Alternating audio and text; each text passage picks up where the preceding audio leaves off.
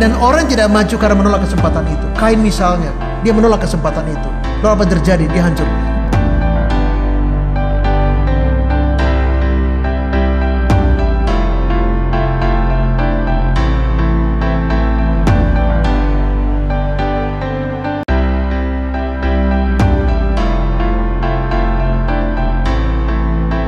Kita bersyukur karena Tuhan melihara kita. Hari ini kita belajar tema penting, yaitu self motivation, atau memilih untuk memotivasi diri sendiri. Ini pilihan.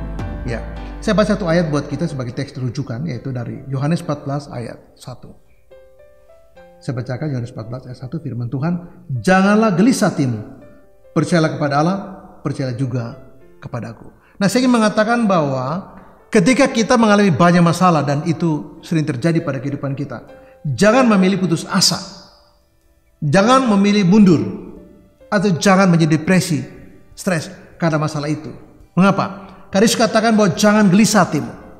Orang yang mengalami kesulitan dalam kehidupan mereka sangat gampang, sangat mudah, sangat rentan, sangat rapuh untuk jatuh. Dan itu godaan yang rasional. Ya, jangankan orang yang dalam keadaan sulit, orang yang senang juga karena penghasilan menurun dikit aja, dia membandingkan dengan temannya lebih banyak, dia juga bisa putus asa. Padahal sebenarnya dia masih di atas sekali. Ya, tetapi apa terjadi bahwa seringkali kita tergoda untuk menjadi putus asa. Walaupun situasi berat, ayat ini mengajarkan kepada kita supaya jangan gelisah hatimu, tapi kita percaya kepada Allah. Iya. Nah, kepercayaan kita kepada Allah, keyakinan itu menjadi sangat penting. Nah, ketika kita putus asa, kita tidak melihat jalan yang Tuhan sediakan. Ketika kita putus asa, itu akan menghabiskan energi kita. Kita putus asa, waktu kita akan bergulir tanpa bermakna. Kenapa? Karena kita tidak melakukan apa-apa buat hidup kita. Nah, saya ingin mengatakan bahwa yang pertama ialah apa? Memiliki keyakinan dalam Kristus. Karena Yesus mengatakan bahwa jangan gelisah hatimu, tapi percayalah kepada Allah, percaya juga kepada aku. Jadi miliki keyakinan yang kuat dalam Kristus. Itu poin yang pertama dan sangat penting. Kalau kita tidak punya keinginan untuk bangkit, maka kita tidak akan pernah bangkit. Nah, untuk bangkit itu, untuk berjuang itu lagi, kita perlu keyakinan dasar yang lebih utama dari perjuangan kita, yaitu kita percaya kepada Yesus. Kita percaya bahwa Tuhan Yesus sanggup untuk memulihkan kita. Kita percaya bahwa ini akan kita lewati. Kita percaya bahwa selalu Tuhan memberi kita kesempatan buat itu. Dan ini yang perlu kita tanamkan dalam hati kita, bahwa kita mempercayai Allah sehingga kita bisa bekerja dalam keyakinan kita bahwa Tuhan akan membuka jalan buat kehidupan kita. Kesusahan, kegagalan, kebangkrutan, sakit penyakit jangan diterjemahkan sebagai kutuk. Mengapa? Karena kita bisa belajar banyak hal dari situ. Ada satu orang di Jakarta yang saya ingat. Dia dulu waktu tahun 69, dia bangkrut total. Dia memang punya kebiasaan berjudi. Dan dia bersumpah kepada Tuhan, kepada dirinya, terusnya kepada dirinya, bahwa sepanjang hidupnya dia akan menjauhi dari segala macam bentuk hal yang seperti judi. Dia tidak akan melakukan lagi. Kenapa? Dia tahu bagaimana susahnya. Dia pinjam uang, tidak ada yang memberi pinjaman. Dia datang kepada keluarganya, keluarga juga menolak memberi pinjaman. Biasanya kalau kita memberi pinjaman, maka kita memerlukan jaminan seperti itu. Kalau tidak, nanti kalau dia nggak bisa bayar bagaimana? Yang ada malah hubungan ini menjadi rusak. Kesimpulannya dia tidak mendapat bantuan pinjaman dari manapun juga. Dan dia harus jalan kaki, rumahnya nggak berbentuk rumah, itu seperti kandang aja. Dan itu anak pertama mau lahir setahun lagi. Ya. Nah, dia mengalami kebangkrutan. Dia pergi pelabuhan Tanjung Priok, dan dia menjadi buruh, kuli untuk panggul barang di sana dan sebagainya. Dia berjuang bertahun-tahun, lalu kemudian dia bisa melatih krisis itu, dan dia berubah dan dia bangkit menjadi orang yang sukses. Tapi bukan cuma sekedar materi dia sukses atau pekerjaan, tapi dia belajar tentang kesusahan itu adalah kesempatan yang paling baik untuk orang merenungkan perjuangannya. Dia meninggalkan semua bentuk kebiasaan yang buruk. Apakah, pertanyaan saya adalah, karena susah aja, gagal aja, sakit penyakit aja kita bisa berjuang? Tidak juga. Tapi kalau kita mengalami masalah, kesulitan, kegagalan, jangan melihat itu sebagai kutuk atau hukuman. Tapi barangkali dilihat sebagai kurikulum yang, kalau kita pikir pelajaran yang gampang, ada yang sedang, ada yang sulit sekali. Nah, ini pelajaran yang sulit. Pelajaran inilah sebenarnya menolong kita untuk belajar lebih banyak. Kalau pelajaran gampang, mungkin kita tidak perlu belajar. Tapi kalau sulit, kita harus memberi waktu khusus untuk itu. Perhatian khusus buat itu, karena ini tidak gampang. Nah, ketika sesuatu yang terjadi dalam kehidupan kita seperti ini, maka kita harus mampu untuk memotivasi diri kita, bahwa penderitaan saya, kesusahan saya, kebangkrutan saya, kegagalan saya belum mencapai target atau estimasi saya. Saya tidak boleh tafsir itu. Atau sakit penyakit saya. Atau segala macam kesulitan saya. Tidak boleh saya tafsir sebagai kutuk atau hukuman. Tapi ini satu kesempatan untuk kita belajar dan lebih banyak belajar. Dan ketika kita belajar, percayalah bahwa kita bisa mendapatkan sesuatu di saat-saat seperti itu. Dan inilah yang menjadi pesannya. Ketika kita belajar dari hal-hal yang paling sulit dalam kehidupan kita, kita menemukan titik terang di balik itu semua. Dan ini yang saya katakan harus menjadi motivasi kita yang kedua. Iya, ingatkan yang ketiga dalam dirimu, dalam diri saya, bahwa Tuhan selalu memberi kita kesempatan. Selama kita hidup, selama nafas di kandung badan, selama kita diberi kesempatan Tuhan untuk menjalani hari kita, terlepas kita mengalami kesusahan yang banyak dalam kehidupan kita, ingatlah bahwa kesempatan selalu disediakan Tuhan buat kita. Jadi ada kesempatan, ada ruang buat kita belajar, ada kesempatan buat kita memperbaiki semua. Tanamkan dalam diri kita, motivasikan dirimu bahwa ada kesempatan. Jangan pikir ini sudah berakhir. Tidak, ini satu pengalaman yang mungkin sulit. Ini pengalaman yang mungkin paling buruk. Mimpi buruk buat kita.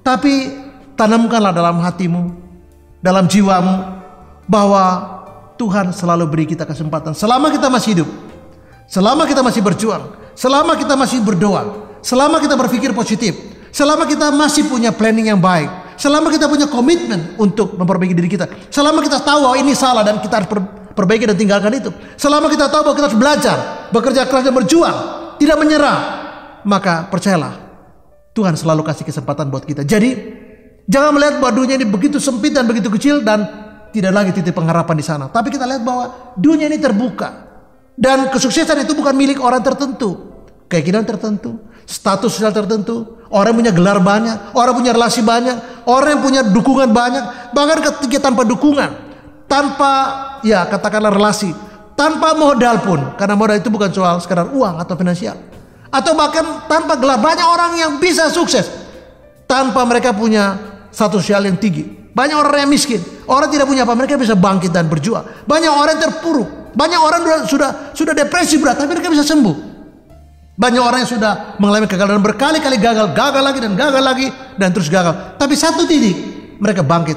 Dan selama kita masih hidup, ingat, motivasikan dalam dirimu, tanamkan dalam jiwamu. Selama engkau masih berjuang, engkau masih berdoa, jangan pikir bahwa keberhasilan itu milik orang tertentu, suku tertentu, etnis tertentu, bangsa tertentu, keyakinan tertentu, status sosial tertentu, dan berbagai-bagai syarat. Tidak, itu milik semua orang, milik Anda dan saya. Itu kesempatan semua orang, kesempatan buat Anda dan kesempatan buat saya. Mari kita berjuang. Kenapa? Karena Tuhan selalu beri kita kesempatan. Yang tidak punya kesempatan adalah orang yang sudah tidak hidup lagi. Yang tidak punya kesempatan, orang yang menafsir bahwa tidak punya kesempatan dan pasrah dan bunuh diri, itu tidak punya kesempatan. Tapi kalau dia masih berjuang, dia masih bekerja keras, ingatlah bahwa Tuhan memberi Anda dan saya kesempatan. Dan kesempatan itu diberikan Tuhan kepada sebuah orang, Anda dan saya. Hal yang terakhir adalah begini. Ya. Jangan pikir bahwa orang lain yang akan memberi Anda motivasi.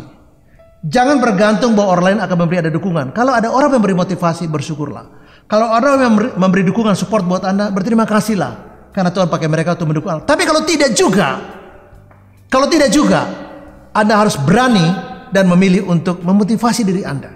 Mengapa? Sejauh Anda tidak termotivasi, sekalipun orang mendorong Anda, tiap hari dia memotivasi Anda sampai mulutnya berbusa. Selama Anda tidak termotivasi untuk diri Anda sendiri, Anda tidak punya pengharapan untuk berjuang, karena Anda sudah merasa bahwa ini sudah akhir, maka Anda tidak bisa maju. Orang care atau tidak perlu orang dukung atau tidak perlu orang sayang atau prihatin dengan Anda atau memberi respon yang positif buat Anda untuk Anda maju lagi, mendorong Anda untuk maju lagi. Terlepas itu ada atau tidak ada, terlepas orang mengkritik Anda atau merendahkan Anda karena kejatuhan Anda mesti bangkit lagi. Mengapa? Karena motivasi diri kita itu tidak lahir dari orang. Mungkin orang motivasi Anda atau motivasi itu sisi yang lain. Tapi tanpa itu juga Anda harus berani memotivasi diri Anda. Dan itu pilihan. Memilih untuk memotivasi diri, itu pilihan yang terbaik yang bisa kita lakukan. Jangan melihat bahwa dunia itu sudah tertutup. Jangan melihat bahwa tidak lagi kesempatan. Jangan melihat bahwa ini sudah di akhir cerita. Tidak. Sama sekali tidak. Ubah mindset itu, ubah pikiran itu. Tapi kita berkata bahwa saya bisa.